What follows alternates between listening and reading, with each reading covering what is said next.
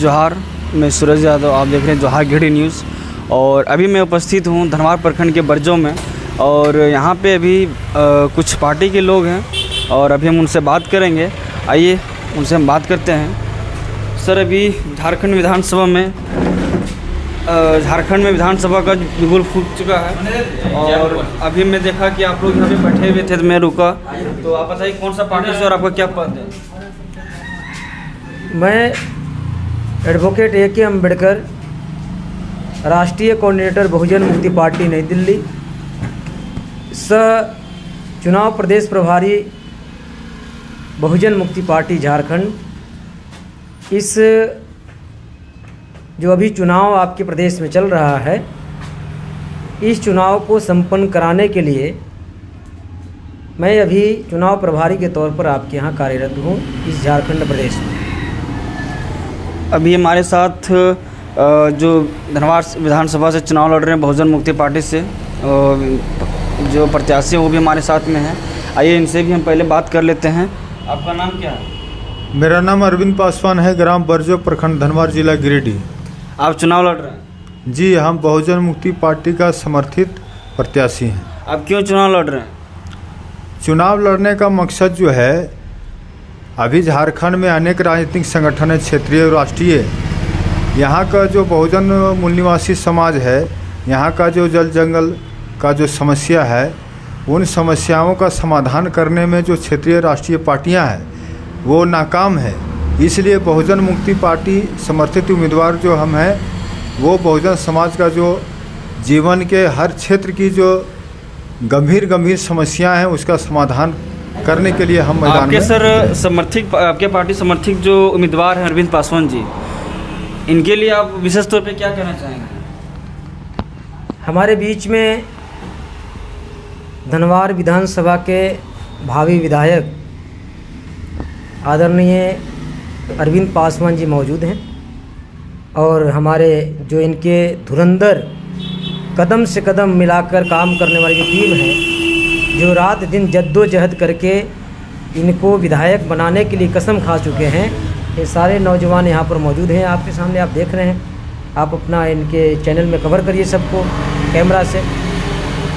तो इनको जिताने के लिए सबसे पहले तो मैं यहाँ के जनता जो है, मैं उन जनता को ये कहना चाहता हूँ, उनसे अपील करना चाहता हूँ कि भाई धनवार विधानसभा के जनता से मेरा विशेष तौर पर अपील आग्रह है कि आपने कांग्रेस की विधायक बनाया है, उसको भी देखा है।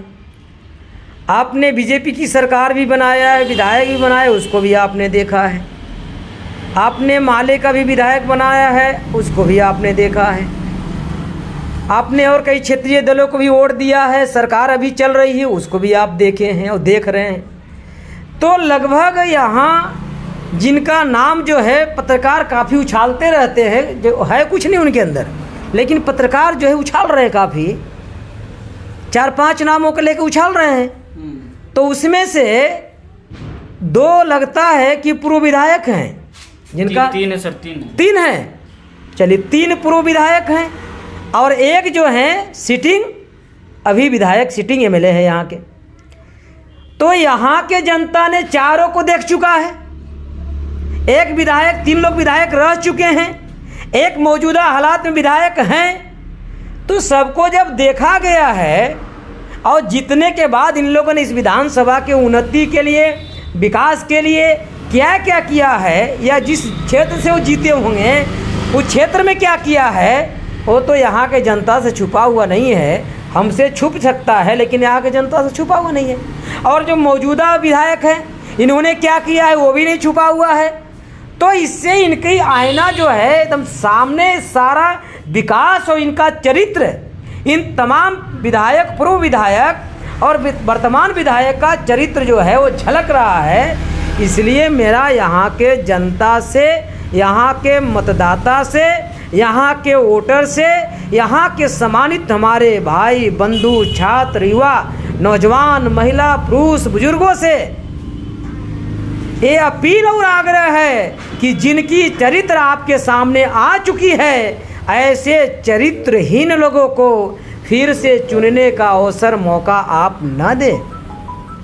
नहीं तो आपके ऊपर अन्याय, अत्याचार, शोषण, बलात्कार ये जारी ही रहेगा। इसको आप भूल जाइए, उस चेहरा को भूल जाइए और ऐसा विधायक आप बनाइए कि जो चरित्रवान हो, शीलवान हो, गुणवान हो, बुद्धिमान हो। तो ऐसा अभी दूर दूर तक यहाँ नज़र नहीं आते थे। यहाँ की जनता के पास विकल्प नहीं था। हमने धनवार के जनता धनवान को बनाना चाहते हैं। हाँ, तो हमने कई क्षेत्रों को दौरा किया। मैं कल भी कई क्षेत्रों को दौरा किया था। तो दौरा करने के क्रम में हमें यही पता चला कि सर हमारे सामने वो दौलत वाले ही नेता आते थे, धनवान नेता ही आते थे, चरित्रवान नेता नहीं आते थे। इसलिए हम लोगों को मजबूरी था इनको चुनना। तो हमने कहा कि ये अब इस चुनाव में आपके पास मजबूरी नहीं है, हमने चरित्रवान नेता चुनकर आपके बीच में दिया है, आप इनको चुनो, आप इनको विधायक बनाओ। तो ये हमारी रणनीति है कि आप सभी लोग पहले चरित्रहीन लोगों को नज़रअंदाज करो, बुद्धिमान, ज्ञानवान, विद्वान, चरित्रवान, शीलवान नेता चुनिए कि आपकी हर दुख में, हर सुख में और सुख में शामिल हो या न हो, आपके संकट के घड़ी में, दुख के घड़ी में रात दिन डट कर खड़ा रहने वाला हो, लड़ने वाला हो। अब आप लोगों को मालूम होगा, अगर ओबीसी की जनगणना करवाने की मामला हो, भारत बंद करते हैं अरविंद पासवान। एनआरसी की मामला, अगर मुसलमानों की देश से विदेश भगाने की मामला हो, एनआरसी के बंद करवाने का काम हमारे अरविंद जी यहाँ करते हैं। लड़ते हैं नहीं लड़ते हैं? लड़ते हैं, हमारे बहुजन मुक्ति पार्टी के लोग ही लड़ते हैं। या विद्यार्थियों की मामला हो, किसानों की मामला, हर मुद्दे पर संघर्ष हम ही लोग करते हैं। तो इसलिए ये लड़ाई लड़ने वाला नेता को चुनना चाहिए। और दूसरा प्लानिंग साथियों हमारा है कि हमारे कार्यकर्ता जो है, जो घोषणा पत्र हमारा 100 रुपया के स्टाम्प पेपर पर है, वो 100 रुपया के स्टाम्प पेपर वाली घोषणा पत्र गांव-गांव तक, और गांव-गांव ही नहीं बल्कि घर-घर तक पहुंचाने की काम जारी है। 64-65 मुद्दे, जीवन के हर क्षेत्र में जितने मुद्दे हैं वो सारे मुद्दों को हम लोगों ने कवर किया है और जनता के बीच में हम लोग आप स्टाम्प पेपर पर लिख के दे रहे हैं, और अगर विधायक बनाते और काम नहीं करेंगे तो जनता आपको क्या करेगी? जनता, उसी का तो बंदोबस्त हमारी पार्टी की है। जनता क्या करेगी?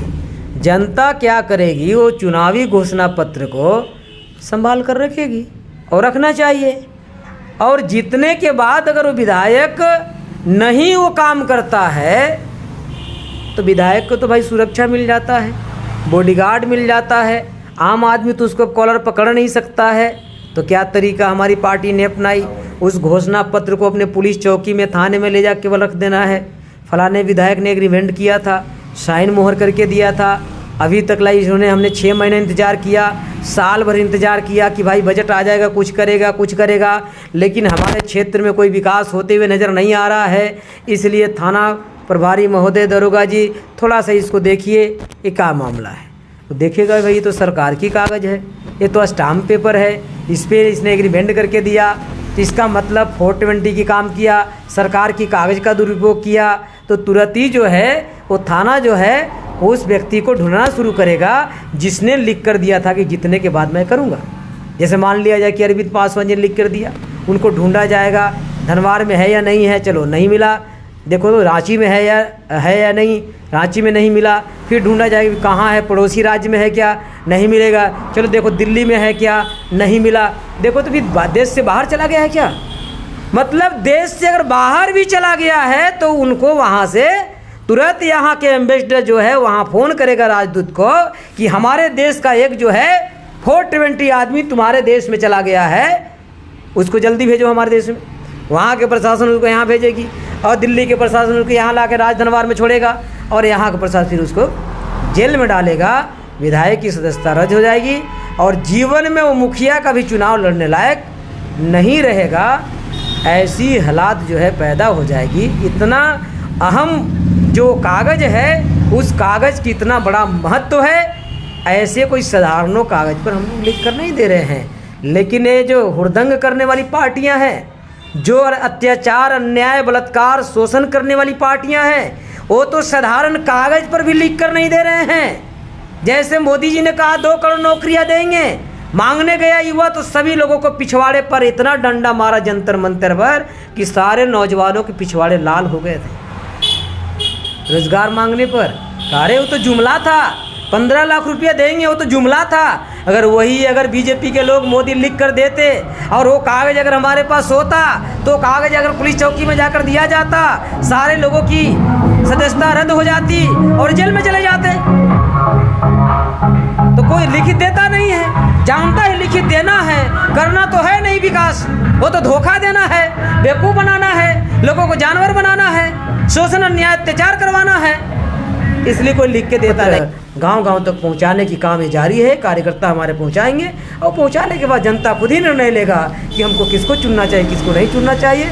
तो अरविंद पासवान जी को जिताने की कसम जो है जनता यहाँ के खा चुकी है, क्योंकि धोखा बहुत उन लोगों ने खाया है। ये एक पुरानी कहावत है कि जिसको दूध से मुँह जल जाता है तो मट्ठा भी जो है फूंक फूंक कर ही पीता है। तो यहाँ की जनता जली हुई है, ये जली हुई जनता कसम खा चुकी है कि अब जिससे जल चुका है अब उनको हमें स्वीकार नहीं करना है, अब हमें नए लोग को जोड़ना है। तो ऐसी परिस्थिति में अरविंद पासवान जी को कोई चुनाव निकलने से जीतने से रोकने वाला नहीं है।